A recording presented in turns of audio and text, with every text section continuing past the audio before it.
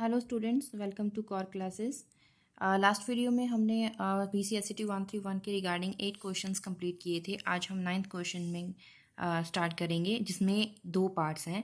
दोनों 2.5 marks score करते हैं।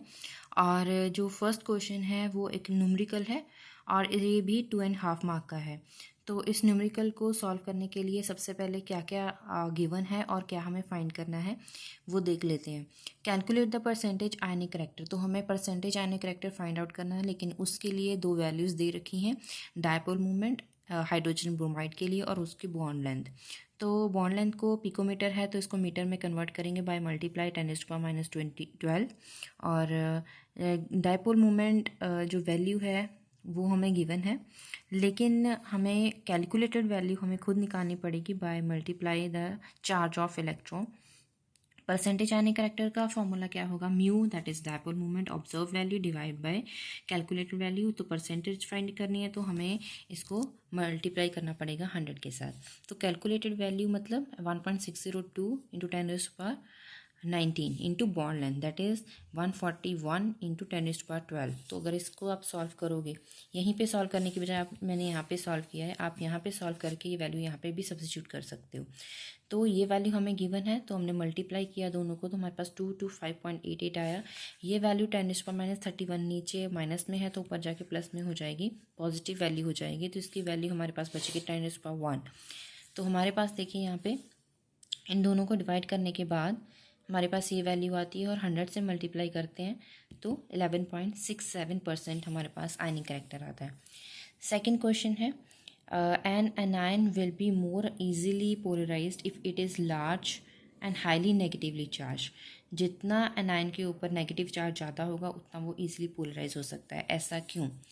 जैसे कि एल्यूमिनियम फ्लोराइड की बात करें जिसमें melting point, aluminium fluoride and aluminium iodide की अगर हम एग्जांपल लें तो दोनों में डिफरेंस किस चीज़ का है? हैलोजन का, that is fluoride and iodide.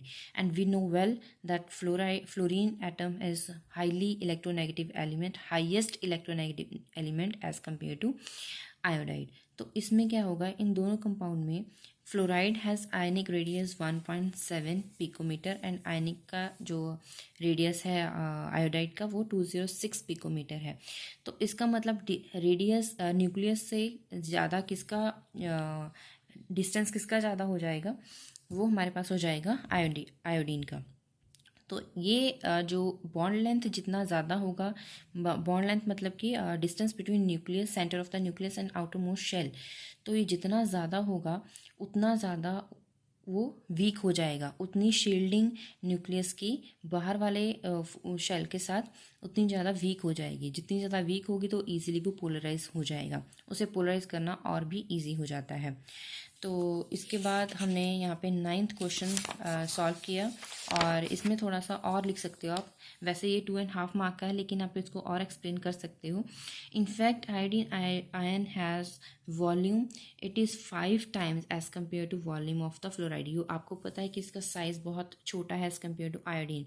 Because of smaller size it can not be polarised. तो यही मैंने बात करी, क्योंकि साइज़ कम है। साइज़ कम का मतलब क्या है कि distance between the center of nucleus and the outermost shell in case of fluorine it is much smaller as compare to iodine. तो इसीलिए जितना ज़्यादा डिस्टेंस हो जाएगा उतना ज़्यादा वो वीक बॉन्ड बनाएगा। जितना वीक बॉन्ड बनाएगा उतना उसको तोड़ना ईजी रहता है। तो ईजिली पोलराइज कौन हो जाएगा? Aluminium iodide as compare to aluminium fluoride. तो इसी के साथ स्टूडेंट्स हमने 9th क्वेश्चन भी सॉल्व कर लिया है। इसको आपने समझा है तो समझ के लिखिएगा। जो आप लिख रहे हो वो आपको पता होना चाहिए कि हम क्यों लिख रहे हैं, तो इसका क्या सिग्निफिकेंस है। तो इसके साथ ही हम 10th क्वेश्चन भी आगे जल्दी ही अपलोड करेंगे। तब तक आप इन क्वेश्चंस को नोट डाउन कर लीजिए और मिलेंगे नेक्स्ट वीडियो में 10th क्वेश्चन के साथ। Thank you.